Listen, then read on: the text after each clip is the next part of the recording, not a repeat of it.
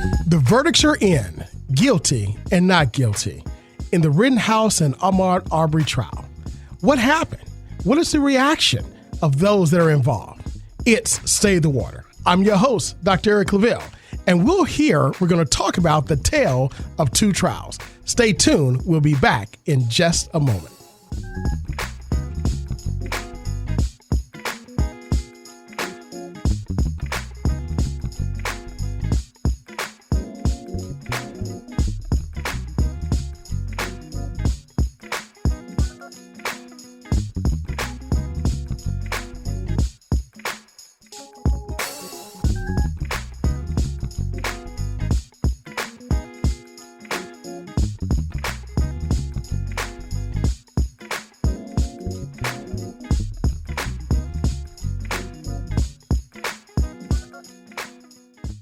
Welcome back. It's Stay the Water. I'm your host, Dr. Claville, here on this beautiful Sunday in Hampton Roads, Virginia, on the campus of the Norfolk State University, broadcasting live on the new sound of Hot 91, the Soul of VA WNSB here in Norfolk.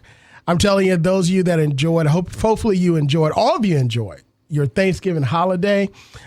Just being able to be with family, with loved ones, try all the good cooking and stuff that we know we shouldn't really eat a lot of, but we do, and but it's also a good time just to enjoy being out and about, being with loved ones, being with family, and thanking God for all things that He has blessed us with, because truly without Him, we have nothing. We've got in the studio our phenomenal producer, Marvin Folks, also known as DJ Scandalous, which you can hear him live every day, Monday through Friday from 2 p.m. to 6 p.m. here in the studio. And also, he's getting ready to graduate with his master's degree in cybersecurity this fall semester. So we're excited for him, all the great things that are happening, not just to him, but all of our students here on the campus of the Norfolk State University.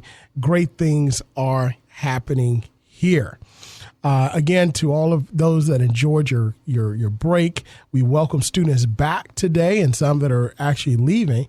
But we welcome students back for the end of the semester, the last few days of your fall semester. We hope you enjoyed it and ready to energize and come back for a phenomenal spring. And then finally, I always have to thank all of our phenomenal Spartan Nation stakeholders, because without you, the students, the faculty, the alumni, and also the community, without you, there could be no us. So thank you for all that you do in supporting Stay the Water. So this Sunday, I want to talk about the tale of two trials. You know, this is something that we've looked at, we've talked about. You're seeing it all over the talk radios, all over the talk shows. Today, they're talking about the trial, the verdict of what happened in not just the Kyle Rittenhouse trial, but also the Ahmaud Arbrey trial. And today, what we're going to do, we're going to just talk about the two cases, what it really means to society. But I want to delve a little deeper, because here on Stay the Water, that's what we do. We pull the covers back, right? We pull the covers back and we delve a little deeper. We're going to go into the trials. We're going to talk about and look at the burden of proof in the second half hour that the prosecutors, that they had. We're going to take a look at the juries. We're going to take a look at the judges. We're going to take a look at the testimony. We're going to take a look at everything that went inside, that was involved in these two criminal trials, and kind of help us understand how the verdict came to be. And then lastly, what this means for us moving forward as a society.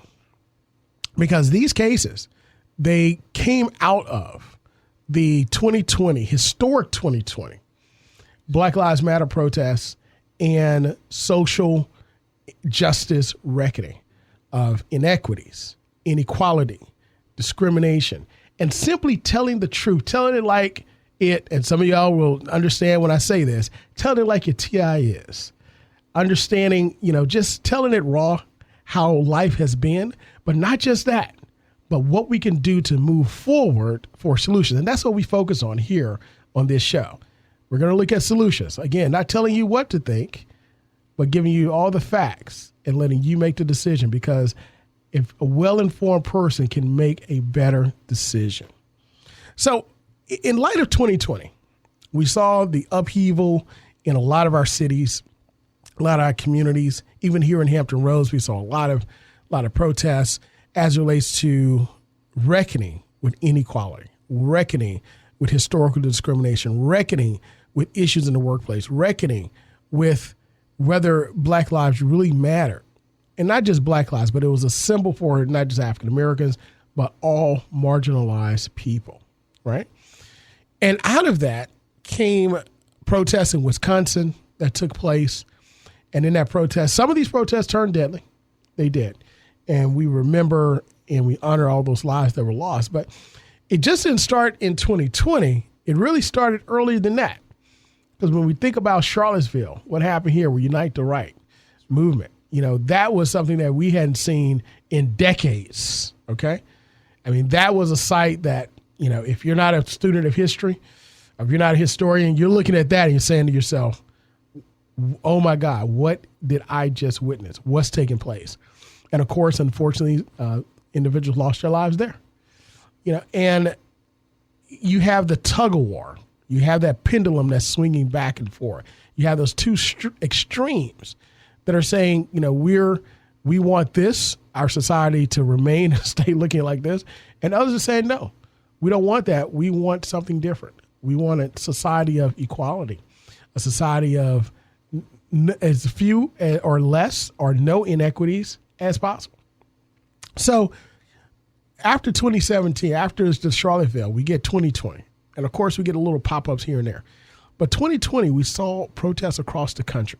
And not just the country, but the Black Lives Matter movement was actually one that spread across the world. It was a reckoning with history, understanding our history. And there's still a fight for history. And, we're going to talk about that in next year as we start to take a look at this movement, this false movement of critical race theory being taught K through 12 and things of that nature. And we're going to deal with it. We're going to deal with, what is the real issue behind, the real motivation behind, this particular area of study, because it's just our story. History is simply his story, and it just tells what happened. But it's up to us to make a better history, a better story. But after those in 2020, we got protests and we got the Rittenhouse we got the protests in Wisconsin. The protests in Wisconsin centered around, again, racial reckoning. But then we get these situations where you get individuals who are not trained police officers. And I want to take my hat off to our law enforcement for doing their best to maintain order the right way in a lot of our cities. So we got to take our hats off to them, because we're talking about a system. We're not talking about just individual people, right? But we're talking about a system that empowers inequity and injustice. And if you change the system, the people will change as well, right? So, but with that, now you get a situation where you don't have a trained police officer, a trained law enforcement official, professional, who comes into a place out of state with an automatic weapon, who's a minor at the time. Okay. He's a minor, 17 years old. We're talking about Kyle Rittenhouse. And he uses the weapon in what he claimed to be self-defense, killing two people and injuring one more. Okay. And we're looking at these shots that are taken in the video. I mean, they look like tactical shots, but they look like, and someone told me that plays these games, it looks like a video game type, shooting. But he claimed self-defense. And in claiming self-defense, the defense was able to prove that, yes, he was in a self-defensive posture. The prosecution was not able to prove that he was not. Therefore, and then there were other charges that were not provided to charge him with. Now, every law student takes criminal law first year. And we know every criminal law professor tells you, always charge with all lesser and included crimes from the bottom up, because you never know what you're able to prove, the mens rea, the intent behind, in order to reach the elements of that particular crime. So you may be able to prove the mens rea or the intent, the mindset of that individual for lesser and included crimes. Mens rea. So that's mens rea, the intent. What was the intent behind it in order to prove the elements of a crime? But we're going to get into that in the second half hour. So he ended up, the defense put up a great defense for him, and the prosecution did not provide a level of prosecution in order to warrant a guilty verdict. And of course, we're going to talk about the jury later. But then a verdict of not guilty was rendered.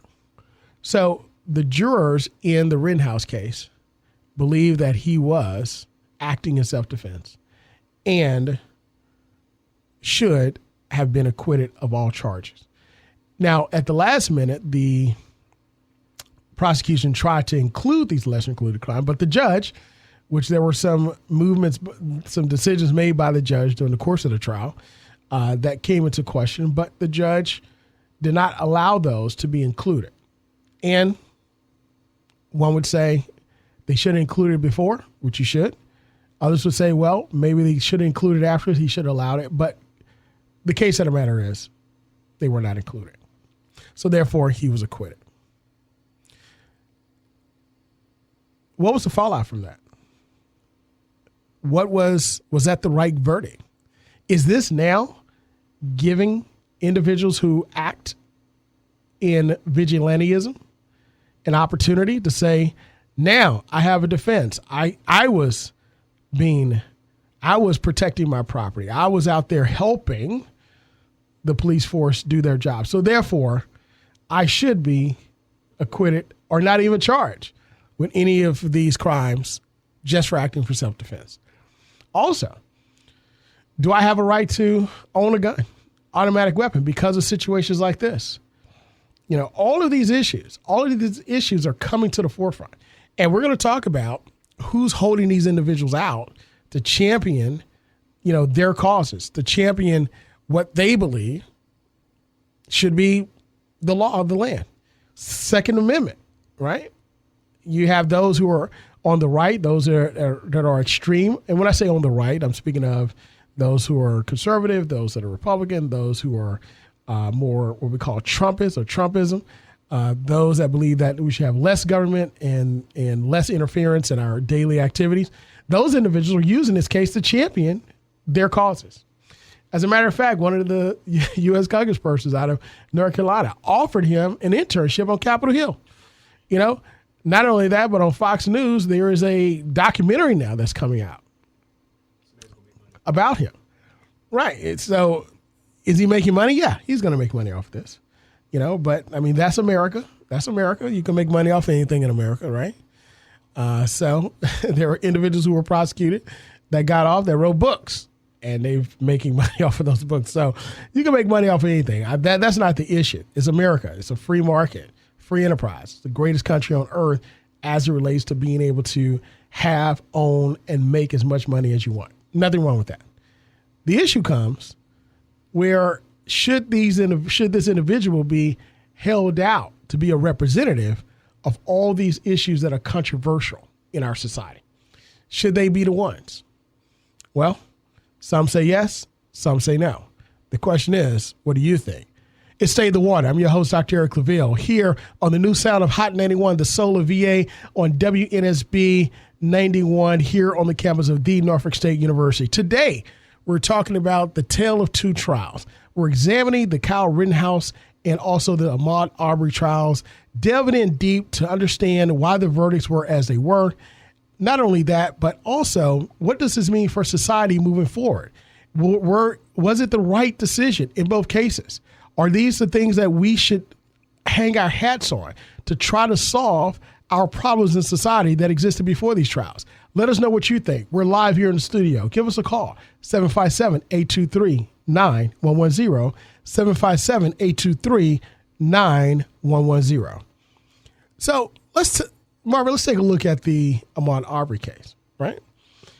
So in the Ahmaud Arbrey case, you have, again, same gender and demographics of the Rittenhouse case, defendant-wise, except you have 3 white males who are not minors. They're majors. They're older. These individuals also say that they were acting in self-defense of their property, acting in self-defense of their community, acting in self-defense of protecting their families, acting in self-defense of when they cornered or chased down a jogger, someone in their community that they didn't know lived in their community, started to become aggressive or tried to get away, and then began to struggle after a gun was pointed at him. So with this, they believed and claimed self-defense. However, in claiming self-defense, one thing that the prosecutor said, you can't claim self-defense if you are the unjustified aggressor. This was in the closing remarks by Linda Duinkowski in her final closing arguments and asking who started this. It wasn't Ahmaud Arbrey. And this is from an article in CNBC where we takes a look at the case that went to the jurors after a 13-day trial. So you have individuals that were trying to claim self-defense, but the prosecution painted them as being the aggressors. Now, what happened in that case? We saw a video where it wasn't a protest, okay? Not like Wisconsin. So these are 2 separate scenarios, 2 separate sets of circumstances, but it was during the same time period, okay? Time period where we're now reckoning with racial injustice. So you get Ahmaud Arbrey, who's caught on video camera, like others that are going inside of a home that's being constructed, new construction inside of a community. This individual actually has been jogging through this community and for a little while. So that was also came out. But he goes into the home several times, looking around. The owner of the construction site even said he didn't take anything. Not only that, but you had other people, white couples, and that were walking through the home as well, looking around. Now, if you've been in the market for a home in the past, or if you're in the market now, and you see new construction, you're going to walk through it. You're going to drive through it. I know I drove through many and walked through many properties, right? And every time we're looking to acquire a home, you're going to walk through it and see what's what. It happens all the time. And then if you want to engage a real estate professional, real estate agent, you engage them or whomever's there. It just all depends. So this was nothing unusual that he engaged in. And the video showed that others engaged in the same. The only difference was the video showed individuals who were non-African American, majority white, and Ahmaud Arbrey, which was also African American, and not just that, but he was also a young African American male. Okay, so now we're dealing with stereotypes. We're dealing with imagery on the news. We're dealing with in pop culture as well, and preconceived notions. So you get these individuals who are in their community, again, protectors of their community, protectors of their property, protectors of their way of life, that decide upon themselves that they've seen him one too many times, and they start to follow him. When he realizes he's being followed, he then takes a defensive posture and tries to get away. Again, not harming those individuals. They chase him down. They hunt him down. They corner him. And then they pull guns on him. And when he gets it, and they're telling him to stay there, they're going to call the police and other things that are being said. The trial also brought out, there was also racial epithets that were also cast upon him when they shot him. And then, according to the accounts, they began to struggle after the shotgun was pointed at him, and they shot and killed him. Because they said that they felt that their lives were in danger. They felt that their lives were in danger. So one thing that the prosecution brought out as well is that she stated that Arbrey's pursuers, they had no badge, they had no uniform, they had no authority. They were just some strange guys in a white pickup truck. And she also cited, according to the article, CNBC, their own words to police immediately after shooting that they saw Arbrey running, but were unsure if he had committed a crime. In addition to that, the prosecutor stated in this case, you can't make a citizen's arrest because someone's running down the street and you have no idea what they did wrong. Okay? And I go back to the original statement in this article, CNBC News article, that she stated you can't claim self-defense if you are the unjustified aggressor. Now, of course, in this particular case, the defense attorneys attempted to blame Ahmaud Arbrey for his own death. You know, the defense attorneys even said that Arbrey lashed out violently with his fist to resist a lawful citizen's arrest by defendants. A lawful citizen's arrest by defendants. Now, there's a lot of issues within that statement, right? First of all, what is a lawful citizen arrest, right, with guns? You know, there's issues that we're reckoning with now in the law. What is a citizen's arrest? I mean, people say it all the time, but do they really exist? Not only that, but we're also reckoning with this stand your ground laws. We saw that with Trayvon Martin, who also we saw acted in a self-defense of himself when he was walking back from the store to his father's house in the neighborhood where he stayed every other weekend because his parents were divorced. Happens all the time. But there was someone that didn't feel that he belonged in that community, and he pursued him when being told by the 911 operator, do not pursue, stay in your car, call the police. So we have these conflicting traditional issues of standing your ground and lawful citizen arrest. These issues are also rooted in discrimination as well. If you go back and take a look at the legislative history of these issues, you know, we're talking citizen's arrest, which goes back to vagrancy laws that existed after the time of Reconstruction, what we call legalized segregation, where individuals were able to arrest anyone on the spot. More specifically, white males could arrest anyone black or that they felt was basically suspicious or not doing what they should be doing. They could make the decision at that particular moment. Also, the stand your ground law.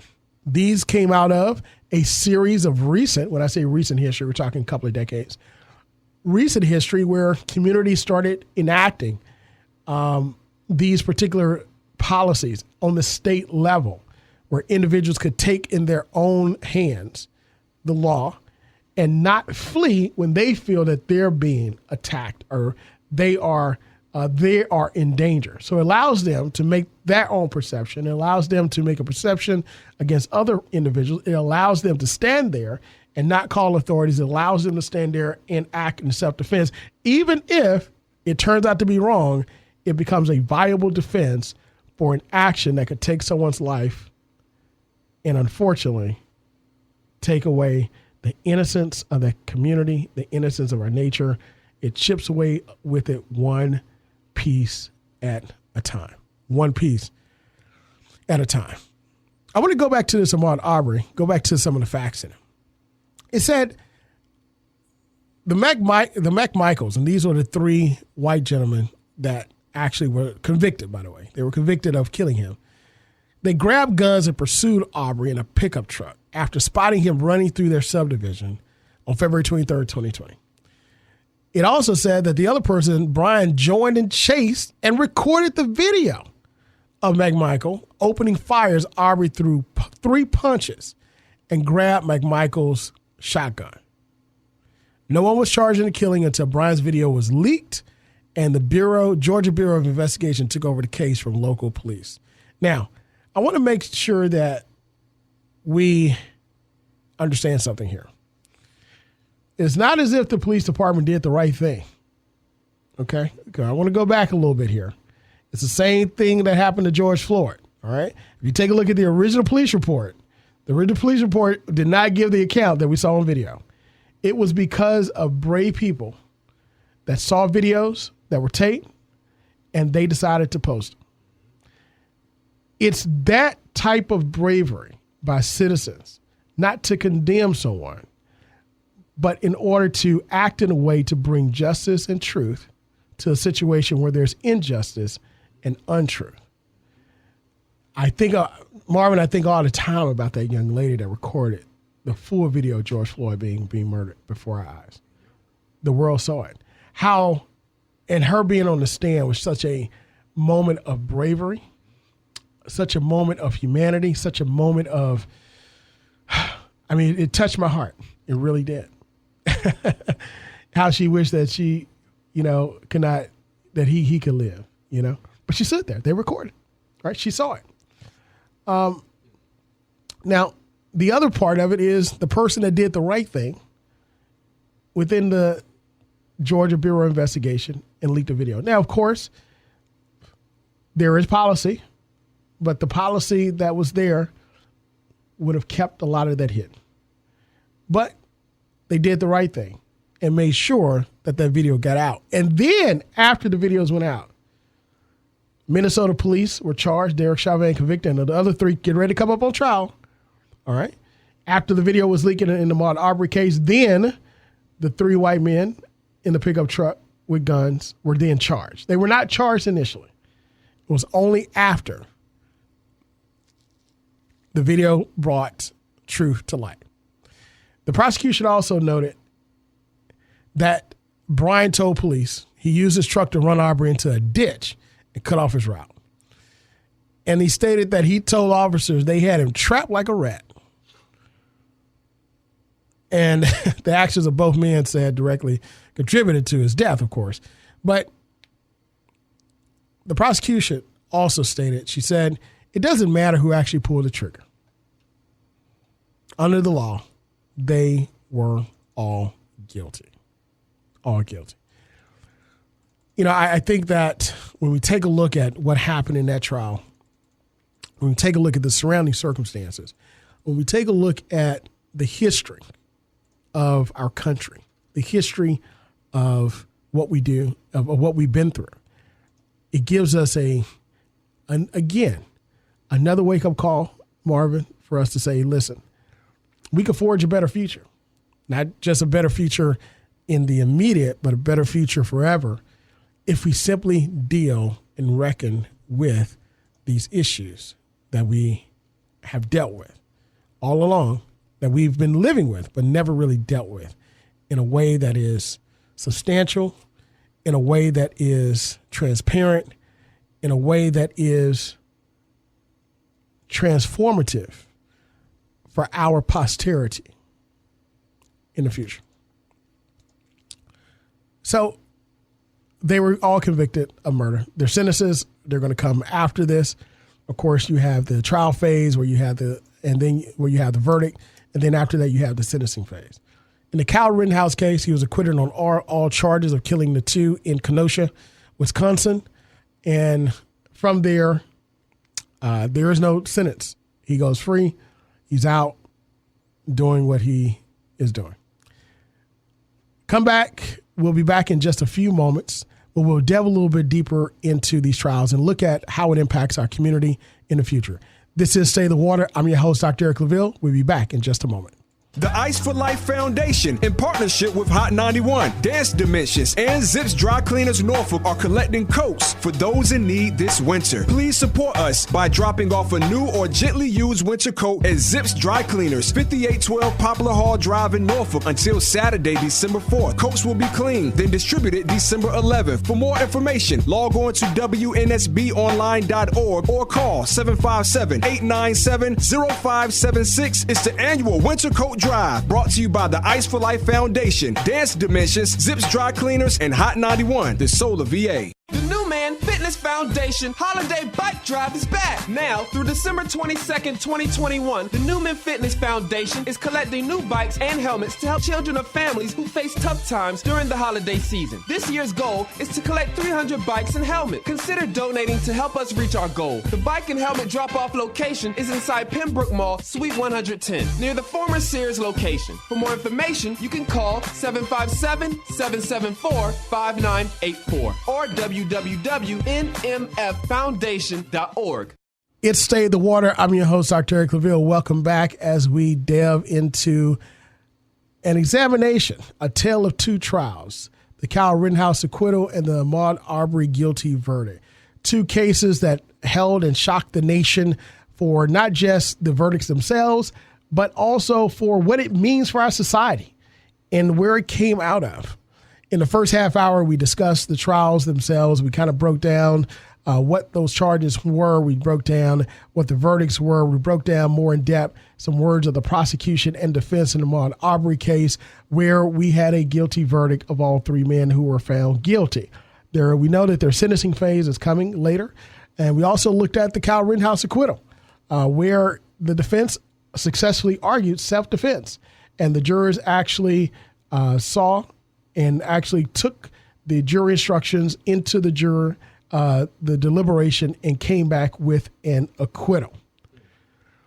So, Marvin, we talked about how, these came out of Black Lives Matter movement, how these charges themselves, these cases, were just more significant than just two regular trials, right? But they were fairly significant as it relates to our country, what we dealt with, where we're going, and how we can forge ahead and make our future a brighter future. But we also want to hear from you. We're in the studio live. Let us know what you think about these two trials. Were they the right verdicts? How will these verdicts impact your lives moving forward, your community? Or is this simply another footnote in our history of racial reckoning? 757-823-9110, 757-823-9110. Let us know your thoughts. So when we talk about, Marvin, really reckoning with our history in what we dealt with, we talked about how these two cases were centered around the issue of self-defense. Self-defense. And vigilantism. That was really the overarching thing, vigilantism. But the legal issue that we really dealt with was centered around self-defense. And how can you now be classified as a person engaged in self-defense as opposed to someone who's taking the law in your own hands? In the Kyle Rittenhouse case, it was a opportunity for the defense to show that, yes, in a night of quote unquote chaos, in a night where you're protecting your property, even though you're running through the street with an AR-15 rifle, in a time period where you are still we're dealing with racial reckoning. Yeah, in a different state, coming from a different state. You could come in and help out the police, and it's okay.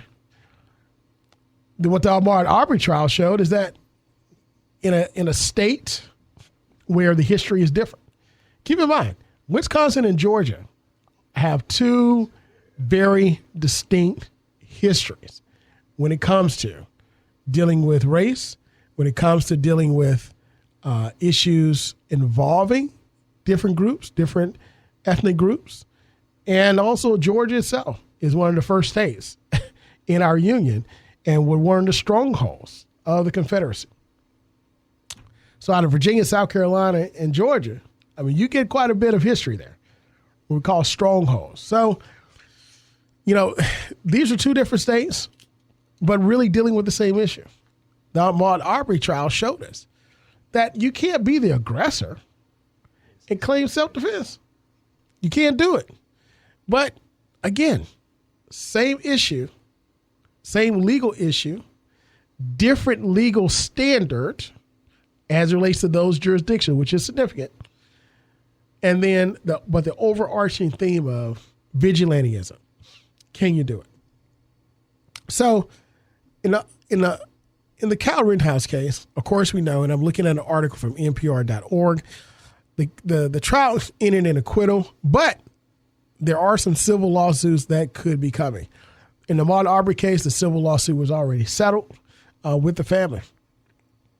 But in this particular case, here, the prosecution argued that Rittenhouse was responsible for creating those situations. He chose to bring a deadly rifle into a dangerous environment, and he chose to stay there even after being separated from his friend. The people that he shot, of course, were, unarmed. But at the same time, they showed that, yes, he could have been defending himself according to the prosecution. Now, the video evidence on this was difficult, really, to interpret according to some legal experts, and witnesses who offered testimony seemed to be bolstering Rittenhouse case. But at the same time, there still could be sued for damages in a civil trial where the burden of proof is much lower.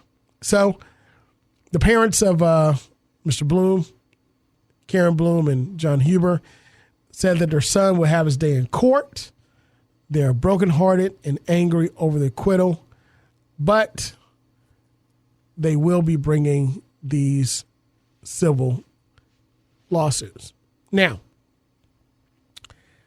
does this case serve as a lightning rod that broadcasts a little bit wider across the country? Does the Ahmaud Arbrey case serve as a lightning rod that bolsters another side in our country? So let's look at those two sides. What are those sides that these two cases could be a lightning rod for? In the Kyle Rittenhouse case, hands down, the first issue is a lightning rod for gun rights. We know that our country has a love affair with guns. There's an old saying that Smith & Wesson won the West, and that's because, we were able to utilize gunpowder. We were able to utilize steel and create weapons that our world had never seen before. So we were far advanced in warfare than other nation states, other countries. So, yeah, the guns were a way to, quote unquote, not even the score, but make the score uneven. Again, it's history. It happened. It is what it is. So even our Constitution, the right to bear arms is there. Now, of course, there are issues around the fringes of that. What type of arms? Do you need a grenade launcher? All right. Do you need a bazooka?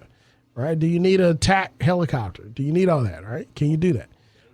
Right. Or can you have a handgun? Can you have a semi-automatic rifle? These are the issues that it really centers around. It's not an issue whether you can bear arms. You can do it. You can own a gun. You can own a weapon. The question becomes what type and when can you use it? All right. So the gun rights, or the Second Amendment rights, says that yes, this is a case that proves that the justice system bolsters our case in order to have our guns. Now, the analysis is, I just said, the Constitution says you can have it. That's not an issue. The question becomes, when can you use it and when can you bring it? Can you bring a gun to a march? Can you bring a gun to a protest if you don't like the protesters, if you don't like the message? These are issues that we're going to play with. That we got to deal with. Now, there are other issues. The other lightning rod issues of self-defense. So, with this, according to this NPR article, when we talk about self-defense, we mention it as relates to being able to defend yourself against someone or something or somebody or groups of individuals that are about to bring immediate harm against you, a bodily injury or even death. Yes, the law exists for self-defense. The question becomes not just self-defense, but the question really becomes, when can you claim self-defense? When you have an opportunity to leave and you don't, and you're now what you thought you were going to intimidate, but now you're getting, as the young people say, you getting the issue, they're dealing with you now. You're probably getting beat up, whatever the case may be. Can you now claim that self-defense, I'm going to protect myself when you're the one that started? But again, this is another lightning rod issue that this case is going to bolster on that side. And it's going to bolster the other side, but we're going to get to the Ahmaud Arbrey in just a second. Also, violence and racial justice protests. Again, this is one where individuals would say racial justice protests, they're just violent mobs, right? There's nothing good that comes out of these things. They're breaking glass, they're breaking windows, stealing property, and things of that nature. That's going to be one slant. That's going to be one viewpoint. The other viewpoint is that when we have these protests, the vast majority of them leave with no property damage. They leave with nothing violent happening. Not only that, but the vast majority of those individuals engaged in those protests don't bring anything with them to cause violence. In other words, they don't have the guns and things of that nature. Now, you do have some that have defaced property and things of that nature. So you have extremes on both sides. That does happen. Okay, that does happen. But for the most part, the majority are not that way. But also in the Constitution, you do have not a Second Amendment, but a First Amendment. It's called freedom of association. You have the ability to associate freely, to protest, to gather in order to voice your opinion on an issue. The question becomes, and this is where this issue is going to be decided on the fringes, at what point does a freedom of association or peaceful gathering then becomes a violent, quote unquote, mob or protest in which an individual can now claim self-defense and utilize their Second Amendment gun rights in order to defend themselves? That's a matter of split-second determination, which can mean the difference between living and dying. Also, what this case does, it talks about vigilantism and perceptions of how police and the justice system treat white people and people of color differently. Let's deal with vigilantism first. All right. We're talking about the Kyle Rittenhouse case and how it's viewed on that side. We're going to switch over to the Ahmaud Arbrey case and look at these issues in a different light.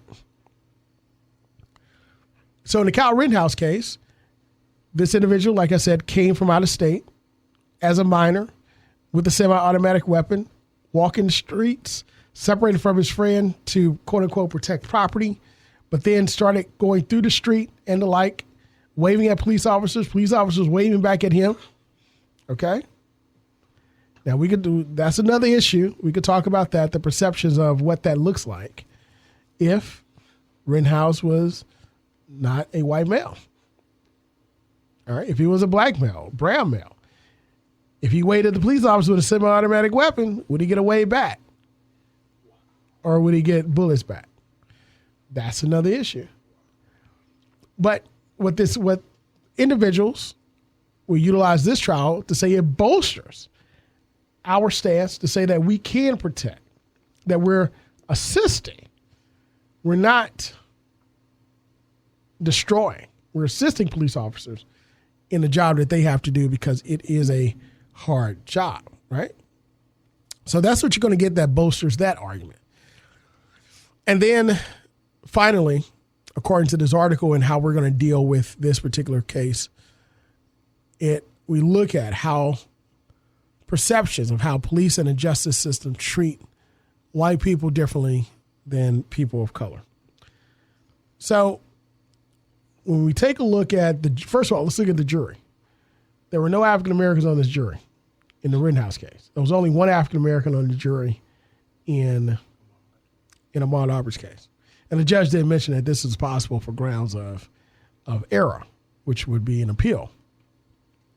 But the trial went on anyway. Now, there were individuals in the jury pool in the Rittenhouse case, several that were not white, they were of color. And then the jurors were picked out of a hopper. They had a number, picked out of a hopper and so forth. So that's a little different, right? But it was agreed upon during the trial. And I want people to understand that during a trial itself is what we call a well-rehearsed dance. There's nothing that comes up in a trial that both sides don't know is not going to be presented. It's simply how you present it to the jurors and how you convince them to vote your way. That's it. We all have a pretrial order that's given. We have depositions that are taken. We have requests for documents that are given, production of documents. We then we can repeat repeat depositions. We can also send interrogatories, questions that need to be answered. We can do all this, right? And then we can agree, but if we don't agree, we go to trial. We have to submit a pretrial order. Once you submit a pretrial order to the judge, we then set a date for a pretrial conference that we have with the judge, either in his chambers, his or her chambers, or over the phone. And then after that, we set a trial date. We go to trial. We have voir dire. We pick a juror. We can strike jurors. We have preemptory challenges, different types of challenges we can use in order to select our jury from the jury pool. We then select those jurors, and we go to trial, and that trial is set, and then we have a decision. So for those of you that watch Law & Order, I love the show. It's the most realistic show you can watch as it relates to a trial. They do a phenomenal job.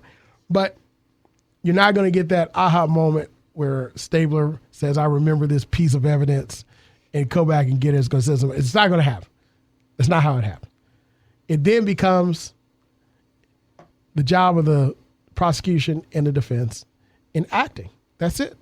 It becomes their job to communicate effectively, efficiently, according to the law, to 12 people who are sworn, given their oath, not to be biased, but to give justice, to vote their way. That's it. So I wanted to make sure that we understood that. Our listeners understood that you understand how these things do happen. So we knew what was going to be presented. The issue is, how do we now convince these 12 individuals to vote your way? And in the Rittenhouse case, these 12 individuals were convinced to vote their way for the defense.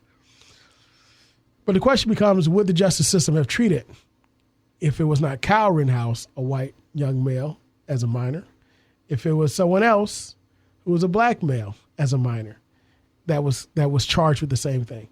Many people would say, with that type of jury pool, okay, that he would have been treated differently. Some would say, we shouldn't jump to conclusions. But history tells us that our jumping to conclusion would be a very safe jump, because it's not a jump to conclusion. It is rather history, actuality of what happens. Again, credit, respect, and the benefit of the doubt. I always say that those are the three intangibles that dictate the tangibles here in our country. Some receive it, others don't. Now, let's take a look at the Ahmaud Arbrey trial and how it would serve as a lightning rod to bolster the other side and their perceptions of what is and what is not. So let's take a look at Second Amendment. Now, again, we see in this case the three white males that chased down Ahmaud Arbrey and basically had him cornered, in their own words, like a rat. Okay, these are their own words. Were able to do so in their vehicles, and able also to do so with their guns. Yes, we know, again, the Second Amendment gives you the right to bear arms. The question becomes, what type of arms and when can you bear them? When can you use them? In this particular case, it was presented to the jurors that there was no need for them to have weapons in that situation. Why? Because Ahmaud Arbrey was not a threat. According to their own words, they don't know if he's committed a crime or not. He just looks different. He doesn't look like he belongs here. He does, even though we've seen him several times, he doesn't look like he belongs here. Doing the same thing that other people do, he doesn't belong here. Running and jogging on the street that belongs to, it's public, he doesn't belong here. So they chased him down and cornered him like a rat with guns. Now, the second issue becomes self-defense. As the prosecutor stated in that particular trial, You cannot claim self-defense if you are the aggressor. In other words, if you create the environment where an individual has to act defensively themselves or acts in a way that they need to get away, then you can't go back and say, oh, I didn't mean for them to act that way. I'm acting in self-defense myself. You can't do that. So this becomes an issue, a lightning rod issue, to bolster the case that this is not acceptable. And then when we take a look at violence and racial justice protests, the Ahmaud Arbrey case itself it wasn't an issue of protest. It wasn't an issue of groups of individuals, but it's an issue rather of one person. So if we really deal with the issue of perception, the issue of racial profiling, the issue of historical perceptions of who stereotypical of who you think people are. That's really what this trial has done for that perception, for that aspect for our society. It helps us to deal with it and also to bolster the case to show, yes, we've dealt with this all our lives. We've dealt with this all our lives. This is an issue.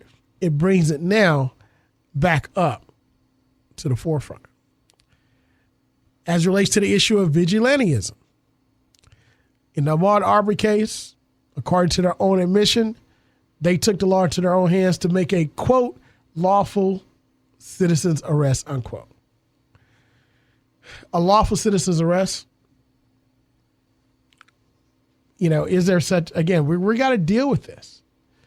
We got to deal with this in legislation. We got to deal with this in perceptions of people because people believe that they can't I'm making a citizen's arrest. Nah, are you really? Exactly. Marvin just said, how do you detain a person if you're making a lawful citizen's arrest? Do you have handcuffs? Do you have the authority to read someone their rights?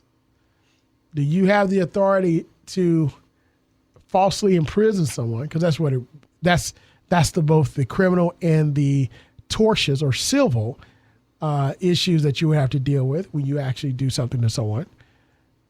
False imprisonment. So, do you have the authority to do it?